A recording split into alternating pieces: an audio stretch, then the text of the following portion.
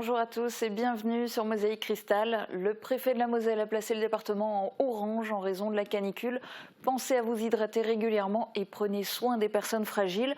Une plateforme téléphonique est en service au niveau national. Appel gratuit à Canicule Info Service au 0800 06 66 66. Pour les infos locales, voici les titres. Interdiction de fumer sur la plage, Aspelshit devient la première plage non-fumeur de Moselle. Tabac et cigarettes électroniques sont prohibés sur la plage et dans l'ensemble de la zone de loisirs. Une volonté municipale en partenariat avec la Ligue contre le cancer. Vacances en toute liberté en camping-car, les adeptes sont de plus en plus nombreux. Les immatriculations ont fait un bond de 23% en 2021 par rapport à l'année précédente et les aires d'accueil pour les camping-caristes se développent. Un canal à sec, des étangs qui manquent d'eau et des poissons qui meurent, c'est taillis plein et ce n'est pas à cause de la canicule. Des dégâts intentionnels sur un barrage empêchent un petit canal privé d'être alimenté par un ruisseau, le Strichbach. Léa Kimmel, championne de France junior du 1500 mètres, à tout juste 18 ans, l'athlète sarregueminoise a décroché le titre ce week-end au championnat de France d'athlétisme à Mulhouse. Une médaille d'or obtenue en 4 minutes, 27 secondes et 24 centièmes.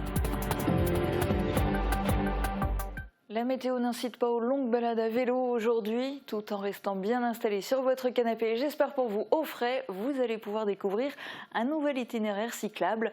Uranie vous emmènera au bord des étangs sur le circuit de la ligne Maginot aquatique.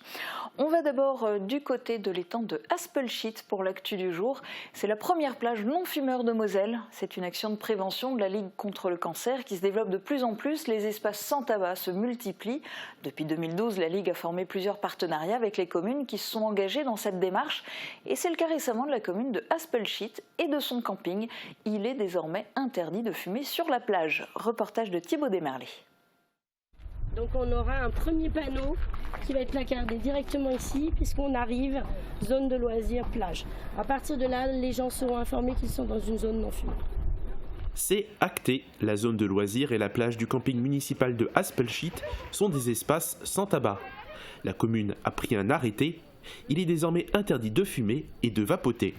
La plage du camping est la première de Moselle à recevoir cette réglementation. Il y a une question de santé publique, une question d'exemplarité vis-à-vis de nos enfants, de ne pas leur donner ce type d'habitude, question de propreté de l'environnement, parce que vous imaginez le nombre de mégots qu'on peut ramasser à longueur de journée. Pour l'instant, une signalisation temporaire est mise en place. La municipalité espère recevoir les panneaux officiels sous une dizaine de jours. Cette action de prévention est un partenariat avec la Ligue contre le cancer qui a lancé ce dispositif en 2012. La convention est en attente de finalisation. Ils nous donnent les meilleurs conseils, puis ensuite, une fois que tout est décidé, que la délibération est prise au conseil municipal, la convention est signée, ils nous impriment nos panneaux autant qu'on veut, c'est gratuit et voilà, c'est pris en charge complètement, c'est un très beau partenariat. Cette décision était une priorité pour la municipalité et une volonté du maire, Sébastien Sell. Je pense que dans sa tête, même s'il y a énormément de choses dont il a à s'occuper pour améliorer la vie dans le village, mais des espaces sans tabac, c'était une priorité absolue. Il m'en a chargé très vite et régulièrement, il me demandait des nouvelles. C'est vraiment pour lui quelque chose d'important. Il n'y a pas que le camping qui est concerné. Les abords de l'école, de la mairie et de la caserne des pompiers de la commune sont aussi dans une zone sans tabac. On passe du camping au camping-car. Pendant les vacances, certains optent pour des séjours dans des hôtels ou des résidences de vacances. D'autres font le choix du camping-car. Ce véhicule de loisirs connaît un véritable regain d'intérêt ces dernières années avec une hausse des immatriculations de plus 23% en 2021 par rapport à 2020. Reportage de Colline L'Expert.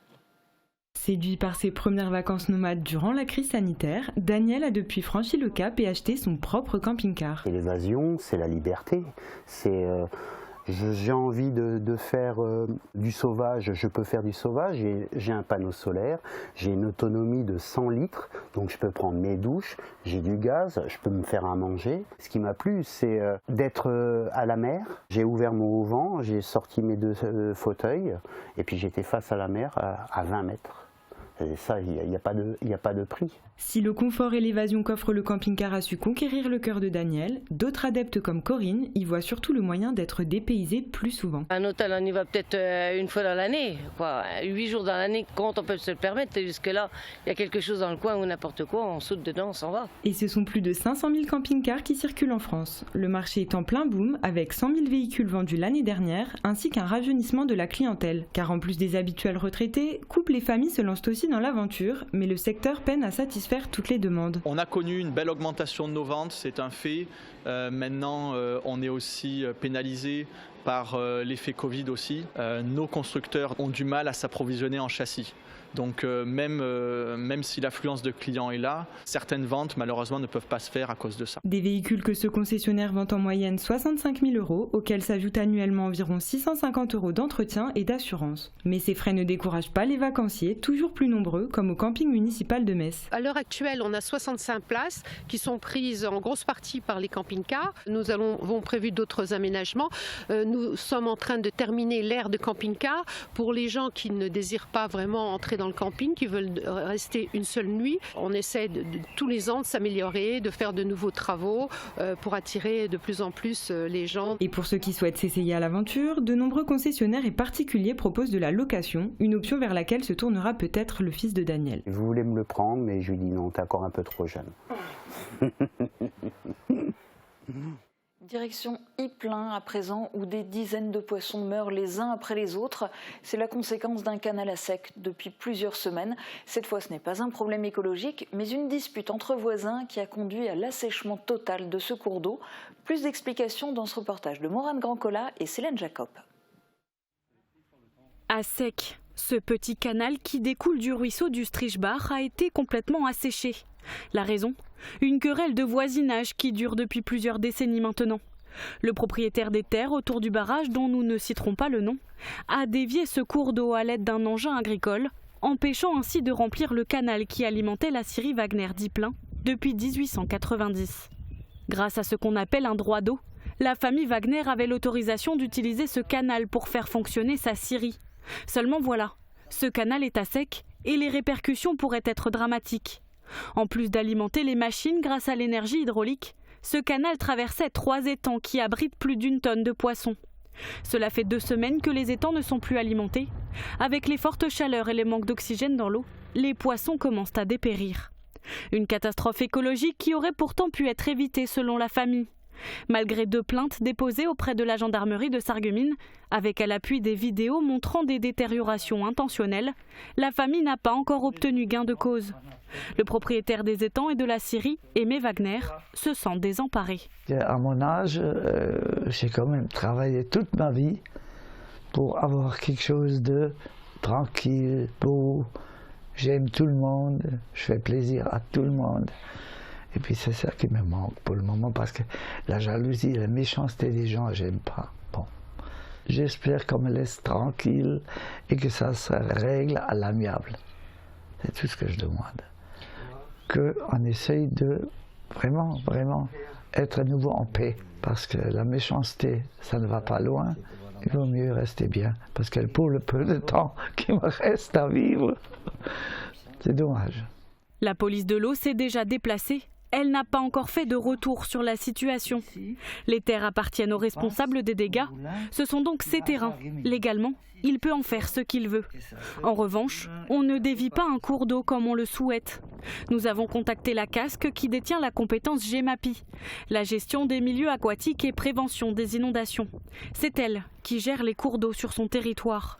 Une lettre en recommandé a été envoyée au propriétaire des lieux, lui ordonnant de refermer la brèche qu'il a creusée dans la berge du ruisseau et d'enlever les nombreux embâcles obstruant l'écoulement naturel de l'eau. Nous avons contacté le propriétaire responsable de cette déviation. Il n'a pas souhaité répondre à nos questions. En attendant, la famille Wagner croise les doigts et espère qu'une majorité de ces poissons survivra à la canicule. Et en plus de ne plus alimenter les étangs, ce canal à sec rend obsolète un DECI, un dispositif extérieur contre les incendies qui doit servir pour le lotissement. L'eau de ce canal avait notamment été utilisée par les pompiers lors de l'incendie du centre socio-culturel d'Ypelin en 2017. On poursuit avec une bonne nouvelle côté sport, une nouvelle performance pour Léa Kimmel.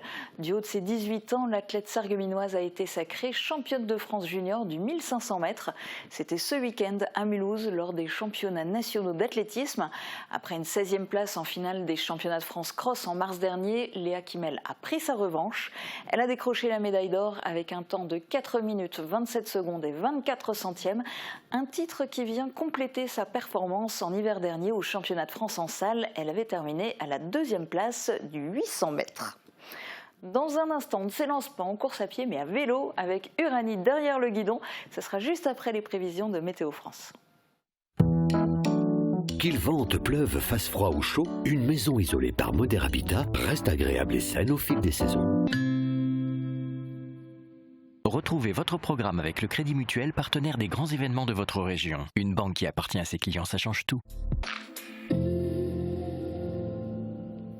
Bonjour tout le monde, attention pour la journée d'aujourd'hui, notre département est placé en vigilance orange pour canicule avant l'arrivée des orages prévus pour demain. La journée débutera pourtant sous le soleil mais le temps finit par devenir orageux en fin d'après-midi.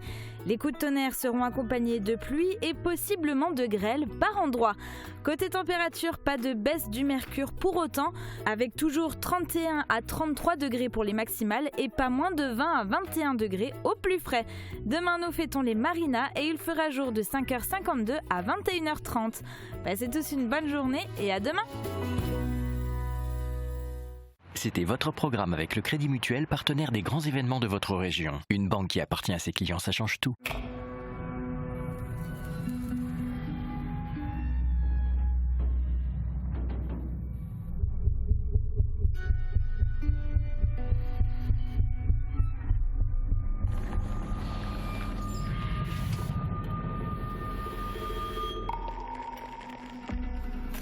Aujourd'hui, Paul ne taillera pas sa haie. Safia réparera cette voiture plus tard. Aujourd'hui, Anna et Fred iront plutôt à la piscine. Et Karim ne fera pas son petit jogging quotidien. Non, parce qu'aujourd'hui, c'est la canicule. Alors comme eux, n'attendez pas de ressentir un mal de tête, des crampes ou de la fatigue. Restez au frais aux heures les plus chaudes et buvez de l'eau.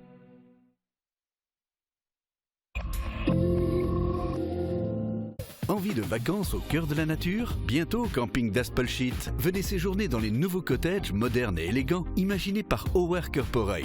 Ressourcez-vous dans un cadre vivifiant, juste en face de l'étang. Chaque chalet possède une terrasse panoramique, un bain finlandais et un espace sauna et barbecue. Réservez votre séjour dès maintenant en appelant le 03 87 96 53 91.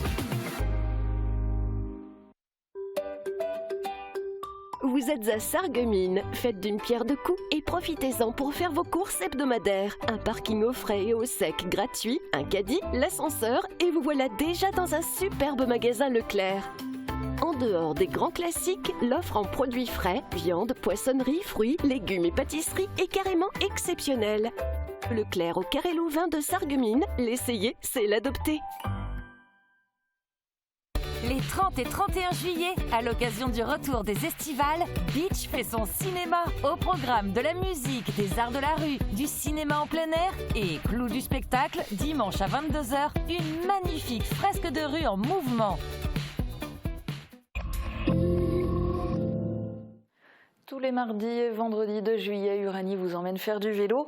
Et en plus, elle vous propose jusqu'à la fin du mois de gagner des lots. Comment tenter votre chance? Eh bien, écoutez-la. Bonjour tout le monde, tout le mois de juillet, Mosaïque Cristal vous fait voyager sur le territoire à vélo. Dans le cadre de notre émission Derrière le guidon, les offices de tourisme de Sarreguemines, du Pays de Beach d'Alsace-Bossu et le magasin Jobicycle ont décidé de vous gâter avec un jeu concours. Tentez de remporter plusieurs lots, à commencer par des passes location pour vélo électrique, mais aussi un casque à vélo avec visière sur mesure, 2 entrées réalité augmentée pour la villa à Dellingen, mais également une nuitée pour 2 personnes avec petit déjeuner inclus dans une maison d'hôtes à Domfessel. Pour remporter l'un de ces lots, rien de plus simple, il suffit d'avoir au moins 18 ans et de nous écrire que vous participez soit par mail à l'adresse qui s'affiche en bas de votre écran, soit en commentaire sur Facebook sur le post dédié. Pour avoir une chance supplémentaire de gagner, n'hésitez pas à nous partager vos meilleurs coins pour faire du vélo. Vous avez jusqu'au 28 juillet pour participer. Les 10 gagnants seront tirés au sort le 29 juillet. Bonne chance!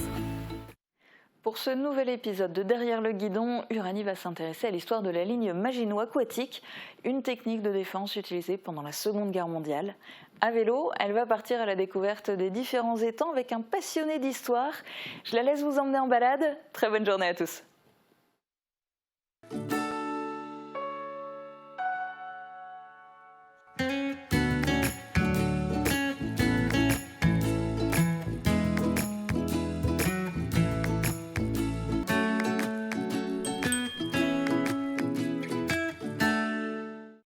Bonjour tout le monde, aujourd'hui nous avons choisi de parcourir un itinéraire autour des lacs, toujours avec un vélo assistance électrique prêté par l'Office de tourisme de Sarreguemines. Le balisage que nous allons suivre est donc par rapport au vis-à-vis, le vélo vis-à-vis, et c'est de couleur orange. Nous allons donc être entre Ost et Sarralbe, notamment pour vous dévoiler une partie de l'histoire de la ligne Maginot Aquatique grâce à un passionné d'histoire qui nous rejoint très bientôt. Mais on va également discuter avec le président d'une école vélo sur le secteur. Et puis comme dans chaque épisode, vous allez faire le plein de paysages, mais aussi de bons conseils.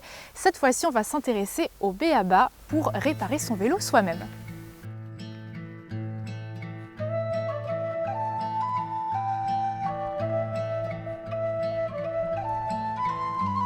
Sur le début de la piste cyclable, vous avez également des petits panneaux explicatifs. Ça, c'est si vous le faites à pied en fait.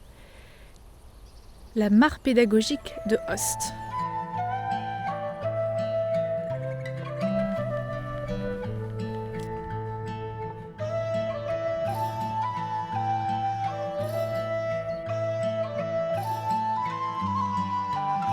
Et donc comme promis, nous sommes encore à Ost et nous allons parler un peu plus précisément de la ligne Maginot Aquatique avec toi Philippe. Bonjour. Bonjour Uranie. Alors déjà, je pense qu'il serait intéressant de rappeler qu'est-ce que c'est la ligne Maginot Aquatique.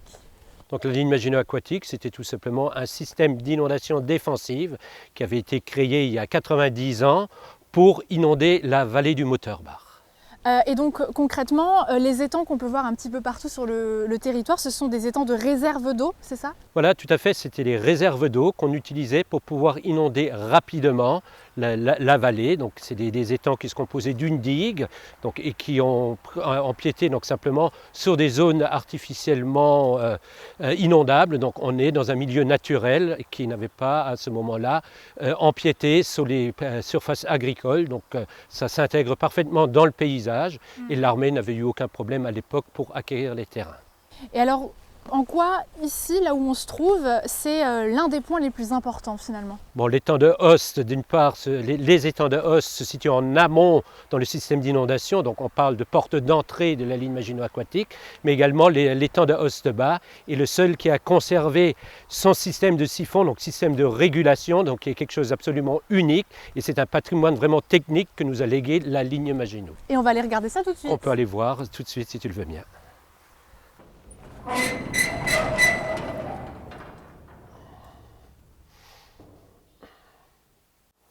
Donc c'est le système dont tu parlais tout à l'heure. Voilà, tout à fait, le système de régulation par siphon.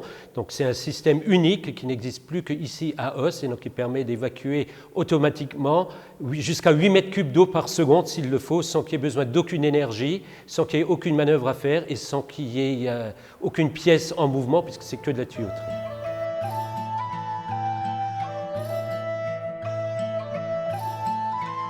Si je comprends bien, c'est une vraie stratégie en fait, finalement. Il fallait vraiment savoir à quel moment inonder ou pas. Et quels endroits. Donc on avait choisi 3 rivières, la Motorbar, l'Albe et la Sarre, donc sur une trentaine de kilomètres. On avait installé des barrages, donc il y en avait 8 en tout.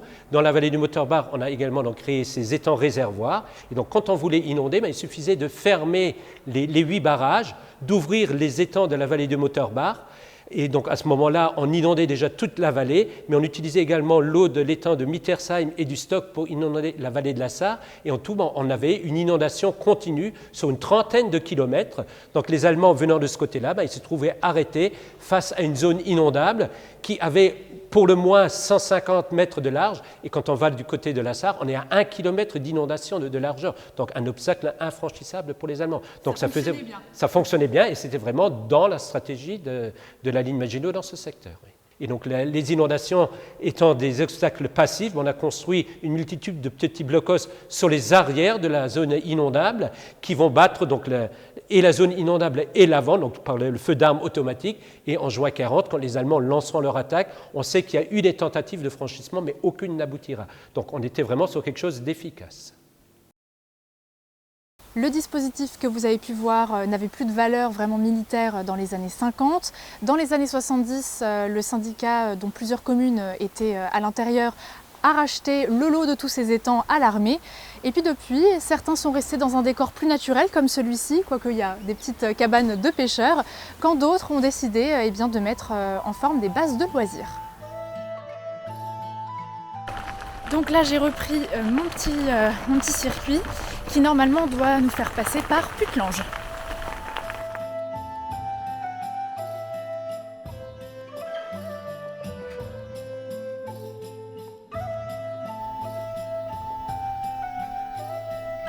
À Host, vous pouvez également faire un saut à l'arboretum de la Maison Guth.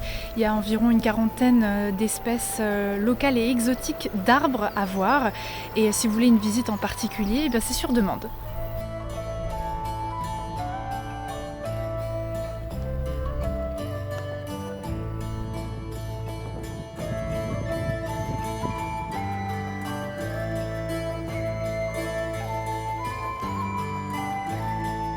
Le circuit nous a fait passer par Puttelange-au-Lac, notamment aux abords de l'étang de Diefenbach. Pas très intéressant à vous montrer en ce moment en images puisque il est vide depuis quelques temps déjà pour cause de travaux sur la digue. Mais là, je fais un petit saut à l'étang du Welschof qui est pas très loin finalement et qui fait aussi partie de la ligne Maginot aquatique. Petite anecdote, c'est le seul étang de la ligne Maginot qui en fait était situé côté ennemi.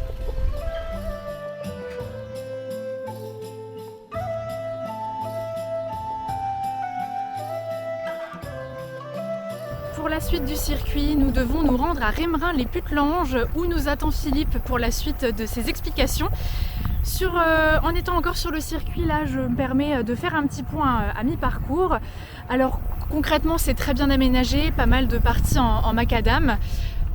Mais sinon, il y avait peut-être 2 ou 3 endroits avec des cailloux où c'était pas hyper évident avec le vélo assistance électrique. Mais honnêtement, c'est anecdotique et on peut très bien le faire seul ou en famille. Ce circuit, c'est assez agréable.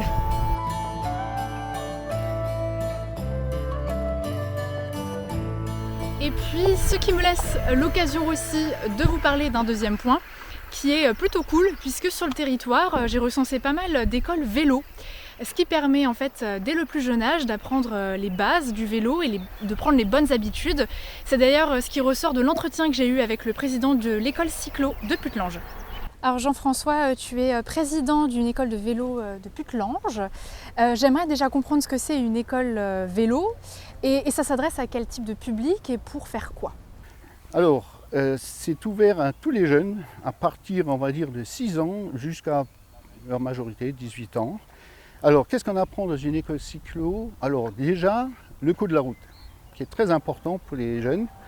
Ensuite, on a plusieurs thèmes. La maniabilité, savoir vraiment manier un VTT. Ensuite, de la cartographie, pour apprendre aux jeunes à se repérer dans une forêt, dans une ville, peu importe, à retrouver leur chemin au cas où ils seraient perdus. Des tests nature, reconnaître un arbre, un oiseau, un animal. Et aujourd'hui, tu as combien de licenciés à l'école vélo? Eh ben, à l'heure actuelle, j'en ai 34. 4 filles et 30 garçons. Et alors, si on est déjà adulte, ou avancé dans l'âge en tout cas, on ne peut pas s'inscrire à cette école vélo? École vélo, pas directement, puisque c'est réservé aux enfants, mais par contre, la fédération propose maintenant des stages de savoir rouler en vélo. qui est très important pour les adultes. Dans la circulation actuelle, c'est très intéressant de connaître un peu ça. Et pour terminer, s'il y a des enfants, des jeunes ou même des adultes qui veulent vous contacter, comment ça se passe au sein du club? Alors notre site internet, tout simplement, il y a tous les renseignements dessus, comment prendre une licence, ce qu'on propose et ainsi de suite, tous les renseignements sont dessus.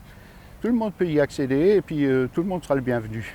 Super, je te propose qu'on continue un petit peu notre balade, mais cette fois-ci à pied. Ah oui.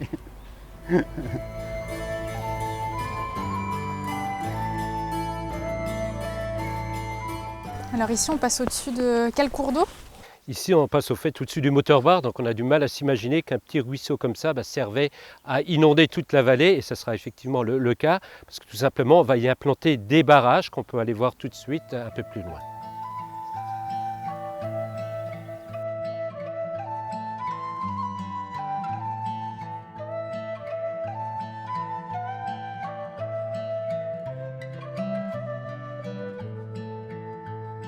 Alors Philippe, on t'a rejoint. Déjà en quelques mots, où est-ce qu'on se trouve précisément et en quoi c'est un élément primordial sur la ligne Maginot Aquatique? Donc ici on se trouve à Remerin, donc sur le barrage, et donc c'est un élément absolument primordial, comme tu dis, sur la ligne Maginot Aquatique, c'est parce que c'est les barrages qui vont permettre d'inonder très rapidement la vallée.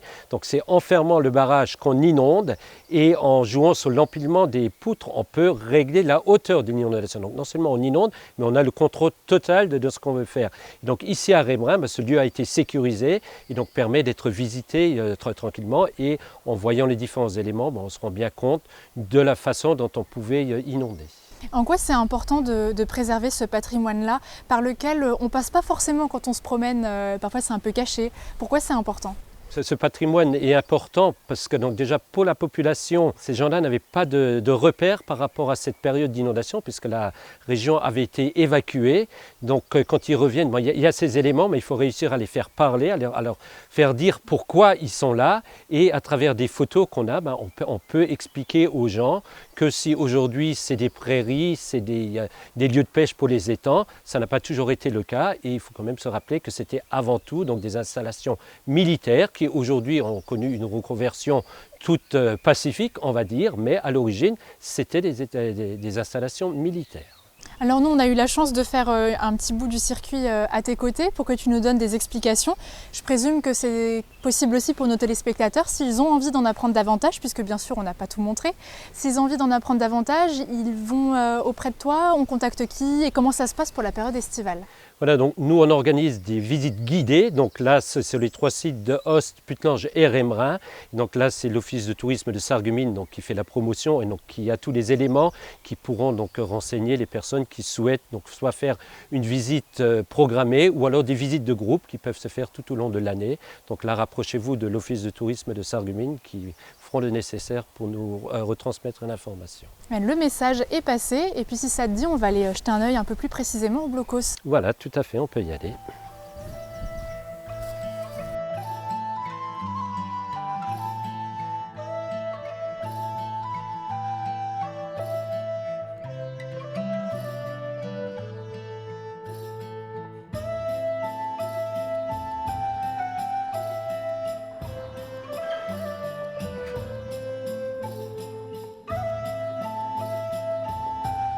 Que serait Sarralbe sans son église Saint-Martin qui se trouve juste derrière?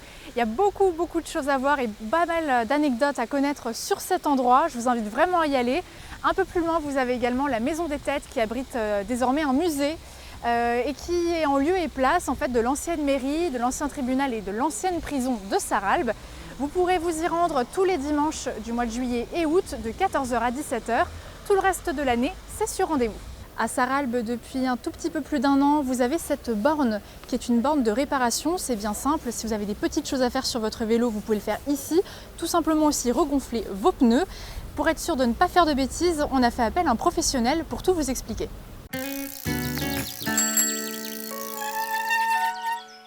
Cette station de réparation permet d'effectuer des petits travaux de dépannage tels une crevaison, une roue avant d'une roue arrière, la pression des pneus, de recontrôler le serrage sur les différents éléments du vélo, comme les pédales et tout ce qui est jeu de direction.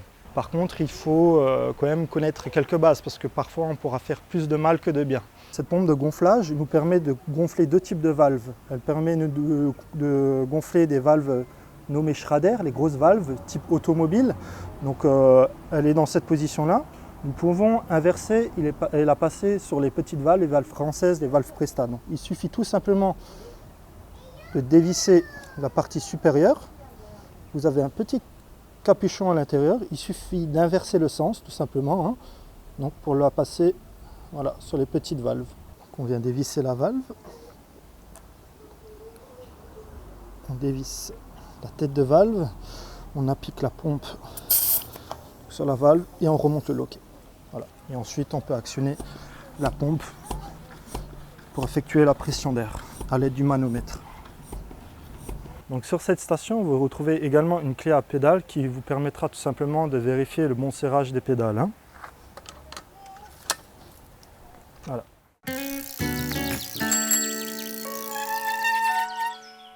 Toujours à Sarralbe, n'hésitez pas à emprunter le circuit des Cigognes à pied qui vous fera passer par tous les incontournables de la ville. Et vous avez également un joli point de vue ici au moulin.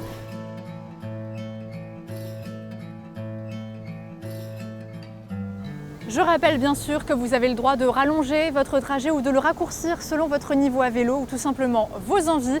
Pour ma part, je m'arrête là, j'ai bien pédalé aujourd'hui et j'ai de belles choses en tête. J'ai plus qu'à vous dire à une prochaine fois, toujours sur deux roues. Et c'est une fin de tournage. Je suis même pas sûre que ce soit ça.